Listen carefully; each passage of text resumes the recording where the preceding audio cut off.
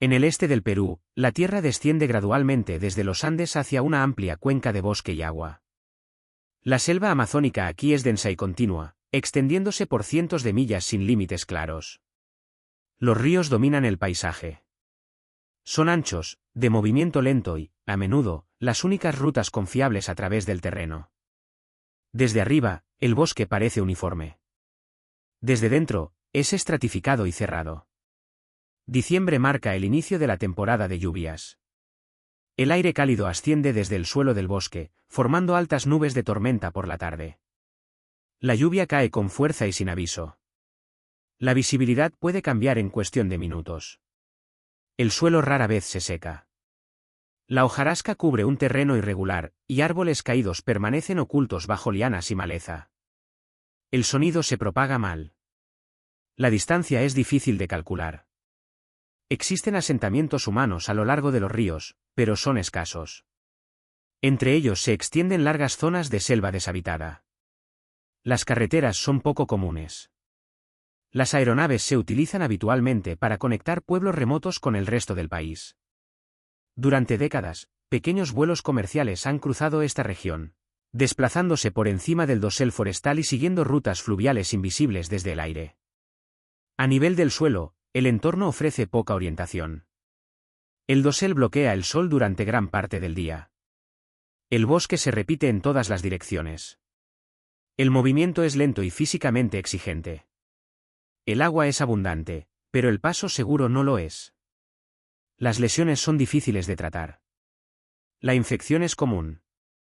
El rescate, cuando es necesario, depende en gran medida del azar y de la proximidad. En este entorno, el aislamiento no es dramático. Es ordinario. El bosque no señala el peligro. Simplemente continúa, sin cambios, independientemente de quién entre en él o de cómo llegue. Juliane Koepke nació en Múnich, Alemania, en 1954. Cuando era niña, sus padres se trasladaron al Perú, donde ambos estaban involucrados en investigación científica. Su padre, Hans Wilhelm Koepke, era zoólogo. Su madre, María Koepke, era ornitóloga. Gran parte de su trabajo se centró en la fauna de la cuenca amazónica, en particular las aves.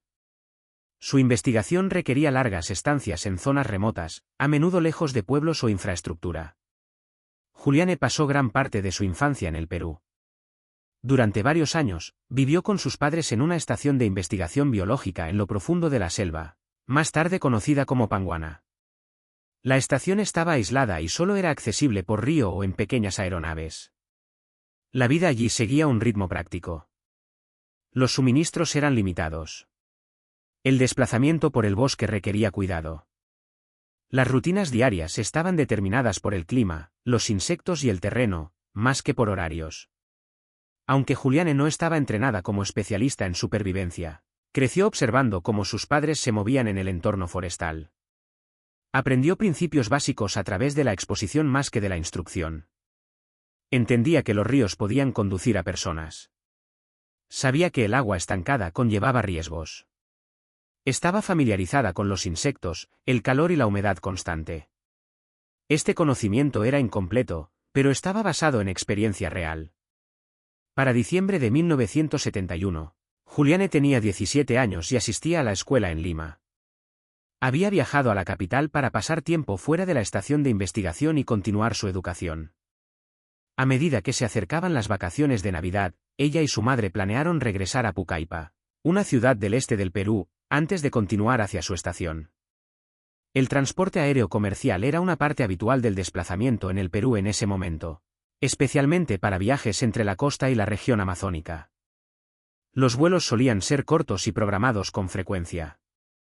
Las interrupciones por el clima eran comunes durante la temporada de lluvias, pero los retrasos generalmente se aceptaban como normales. 24 de diciembre de 1971, Juliane y su madre abordaron el vuelo 508 de Lansa en Lima. El vuelo estaba programado para cruzar los Andes y descender hacia la cuenca amazónica, aterrizando en Pucallpa. Se suponía que sería un viaje estándar. No llevaban equipo especial ni hicieron preparativos más allá de los de un pasajero común. Para Juliane, el vuelo era simplemente un regreso a un entorno familiar. El vuelo 508 de Lanza despegó de Lima la mañana del 24 de diciembre de 1971.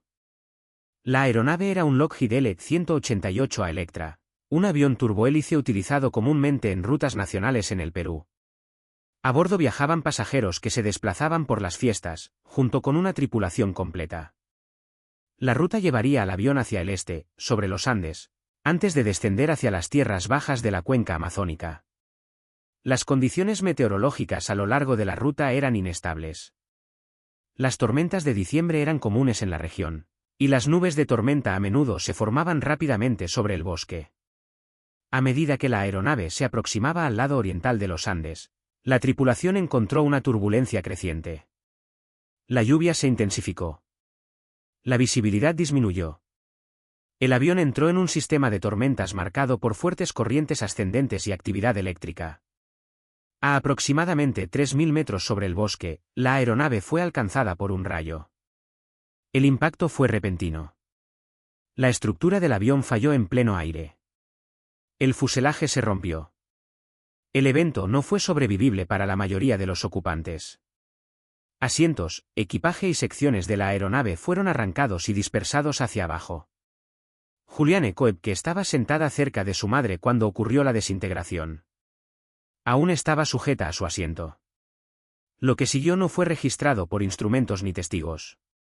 La aeronave dejó de existir como una estructura única. La caída posterior fue incontrolada y no observada. Los restos descendieron hacia el dosel de la selva. El bosque absorbió gran parte del impacto. Árboles altos interceptaron los objetos que caían antes de que alcanzaran el suelo. Los restos de la aeronave se dispersaron en una amplia zona, ocultos bajo la densa vegetación. Para Juliane, la separación de la aeronave marcó el fin de todo apoyo externo. No hubo señales de auxilio, ni esfuerzos inmediatos de rescate dirigidos a la ubicación exacta. El vuelo desapareció de la cobertura de radar. A partir de ese momento, la supervivencia dependió de lo que quedara tras la caída y de lo que pudiera encontrarse dentro del propio bosque. Juliane recuperó la conciencia en el suelo del bosque algún tiempo después de la caída. La duración exacta de la inconsciencia es desconocida. Cuando despertó, la luz del día se filtraba de manera irregular a través del dosel. El aire era cálido y pesado. La lluvia caía de forma intermitente. Aún estaba sujeta a su asiento de avión, que yacía inclinado contra la vegetación y ramas rotas. Sus heridas eran graves. Tenía una clavícula fracturada, un ligamento de la rodilla desgarrado y múltiples cortes profundos. Uno de sus ojos estaba hinchado casi por completo. Sufría una conmoción cerebral y estaba desorientada, pero consciente. Sus gafas habían desaparecido. Una sandalia permanecía en su pie, la otra faltaba. A su alrededor, no había señales claras de otros sobrevivientes. Juliane se liberó del asiento y evaluó lo que tenía. Vestía un vestido sin mangas. No poseía herramientas, comida ni suministros de primeros auxilios. Cerca de ella encontró una pequeña bolsa de dulces que había caído de la aeronave. Estos se convertirían en su único alimento durante varios días. El bosque que la rodeaba era denso y desconocido. A pesar de haber vivido durante años en la región amazónica, no reconocía esa zona. No intentó permanecer en el lugar del accidente. La experiencia adquirida a través del trabajo de sus padres le había enseñado que permanecer inmóvil en la selva, sin refugio ni equipo de señalización, reducía las posibilidades de ser encontrada. También sabía que los ríos eran utilizados a menudo por la población local y podían conducir a asentamientos. Comenzó a caminar. El movimiento era lento y doloroso. Sus heridas limitaban su rango de movimiento, y el terreno irregular dificultaba el equilibrio. Siguió un pequeño arroyo, avanzando río abajo siempre que fue posible. El agua proporcionaba una dirección constante y reducía el esfuerzo necesario para abrirse paso entre la vegetación. Bebía directamente de ella, a pesar de los riesgos, porque la deshidratación era una preocupación inmediata. Los días pasaron sin una distinción clara. La lluvia caía a diario. Los insectos eran constantes. Los mosquitos se acumulaban alrededor de las heridas abiertas. Las moscas se posaban sobre la piel expuesta. Sin la capacidad de limpiar o vendar adecuadamente sus heridas, comenzó a desarrollarse una infección. Aparecieron larvas en los cortes más profundos, especialmente en su brazo. No intentó retirarlas de inmediato, careciendo de medios para hacerlo de forma segura. Cada día seguía un patrón similar. Caminaba cuando podía. Cuando el agotamiento se imponía, se detenía y dormía en el suelo. Por la noche, los sonidos del bosque se intensificaban. No intentó construir refugio. Su energía estaba enfocada en avanzar más que en protegerse. Los dulces se consumieron gradualmente y luego se agotaron. El hambre se volvió constante. No intentó cazar ni recolectar. Carecía del conocimiento para identificar plantas seguras y comprendía el peligro de consumir alimentos desconocidos. El agua siguió siendo su único recurso confiable. A pesar del dolor y la desorientación, Juliane mantuvo una regla simple: seguir el agua y continuar avanzando. Esta decisión estructuró sus días. Redujo el número de decisiones que debía tomar y le permitió conservar energía mental. El bosque permanecía inalterado a su alrededor, pero el río ofrecía continuidad. A medida que su fuerza disminuía, el progreso se ralentizaba. Cada paso requería esfuerzo. La distancia recorrida cada día era limitada. Aún así, el río continuaba y, con él, la posibilidad de presencia humana en algún punto más adelante. Con el paso de los días, la condición física de Juliane se deterioró. Las heridas sufridas en la caída no mejoraron. La hinchazón aumentó alrededor de su clavícula y rodilla. El movimiento se volvió más doloroso y menos estable. Cada paso a lo largo de la orilla del río requería una colocación cuidadosa, y las caídas se hicieron más frecuentes a medida que el cansancio se acumulaba. La infección progresó en las heridas abiertas. El ambiente húmedo impedía que se secaran. Los insectos seguían siendo constantes. Las larvas en las heridas de su brazo se multiplicaron. Aunque perturbadora, su presencia redujo la propagación de una infección más profunda al consumir tejido muerto. Juliane no comprendía esto completamente en ese momento. Soportó la incomodidad sin poder intervenir. Su visión seguía deteriorada. Con un ojo hinchado y sin gafas, la percepción de profundidad era limitada. La navegación se volvió más difícil.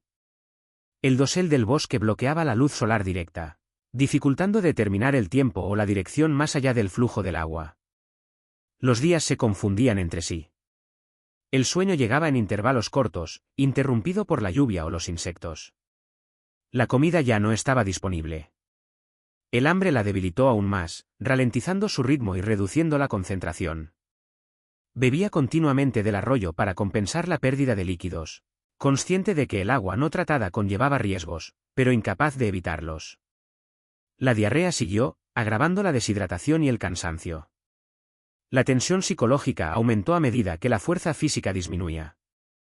Hubo largos periodos sin ninguna señal de presencia humana. Ninguna aeronave pasó sobre ella. Ninguna voz se propagó por el bosque. La suposición de que los equipos de rescate buscarían la zona comenzó a desvanecerse, aunque no sabía cuánto tiempo podrían continuar esos esfuerzos. En un momento dado, Juliane encontró una zona estrecha donde el río atravesaba árboles caídos y escombros. El avance requirió vadear aguas más profundas. Esto ralentizó aún más su movimiento y aumentó la exposición a insectos y peligros acuáticos. Aún así, continuó río abajo, manteniendo la única regla que había establecido. Su madre estuvo ausente durante todo este tiempo. Juliane no conocía su destino, aunque la ausencia en sí sugería una respuesta. No se detuvo a reflexionar sobre ello directamente. La supervivencia requería atención a las condiciones inmediatas más que introspección. Las respuestas emocionales se retrasaron o se suprimieron por necesidad. El agotamiento se acumuló. Cada día exigía más esfuerzo que el anterior.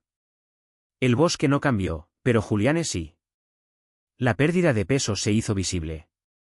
La coordinación disminuyó. El riesgo de colapso aumentó con cada milla recorrida. Sin embargo, el río se ensanchó gradualmente, una indicación sutil de proximidad a vías fluviales más grandes. Este cambio fue lento y fácil de pasar por alto, pero marcó el movimiento hacia zonas más transitadas por personas. Juliane continuó avanzando sin certeza, sostenida solo por la rutina y la suposición de que moverse era preferible a detenerse. Al 10º día, Juliane notó un cambio en la orilla del río. La vegetación era menos densa y el suelo mostraba señales de alteración. Ramas cortadas y áreas despejadas aparecían de forma intermitente a lo largo del borde del agua. No eran formaciones naturales. Indicaban actividad humana reciente. Poco después, encontró un pequeño refugio hecho de hojas de palma y postes de madera. Cerca había recipientes, una canoa atada a la orilla y evidencia de uso regular. El campamento estaba vacío. Juliane no sabía cuánto tiempo llevaba abandonado ni cuándo alguien podría regresar. Permaneció allí, demasiado débil para continuar caminando. Dentro del refugio encontró una pequeña cantidad de combustible. Recordando el consejo de su padre, lo vertió sobre sus heridas infectadas para matar las larvas. El dolor fue intenso pero breve. Después, se recostó y esperó. Al día siguiente, leñadores locales regresaron al campamento. Encontraron a Juliane débil, herida y apenas capaz de hablar. Al principio, no estaban seguros de cómo responder. Finalmente, fue trasladada en canoa río abajo hasta un asentamiento y luego llevada a un hospital. El 3 de enero de 1972, 11 días después del accidente, Juliane Koepke fue identificada formalmente como la única sobreviviente del vuelo 508 del ANSA. Juliane Koepke fue hospitalizada en Pucallpa y más tarde en Lima. Sus heridas fueron tratadas y las infecciones controladas. Permaneció bajo atención médica durante varias semanas. Solo después de su recuperación se hizo evidente la magnitud total del desastre.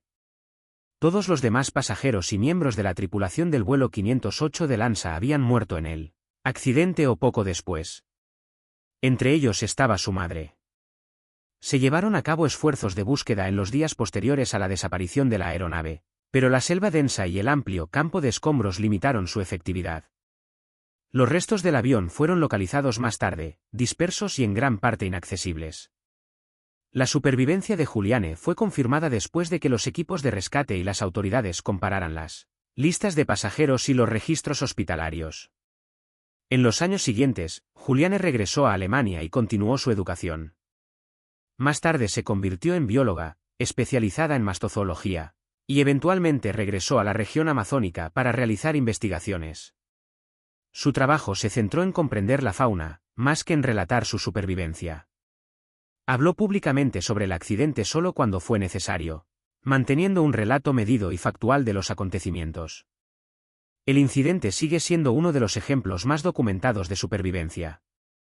Tras la desintegración de una aeronave a gran altitud. Es notable no por acciones dramáticas, sino por la resistencia, la toma de decisiones básicas y la familiaridad con el entorno. Juliane Koepke no venció a la selva. Se movió dentro de ella, siguiendo caminos existentes y confiando en conocimientos adquiridos mucho antes del suceso. El bosque donde ocurrió el accidente ha cambiado poco desde 1971. Los ríos siguen sirviendo como rutas. Las tormentas siguen formándose sin aviso. Los vuelos continúan cruzando la región. La supervivencia de una pasajera no alteró estas condiciones. Permanece como un registro de lo que es posible cuando el azar, el entorno y la respuesta humana se alinean, brevemente y sin ceremonia.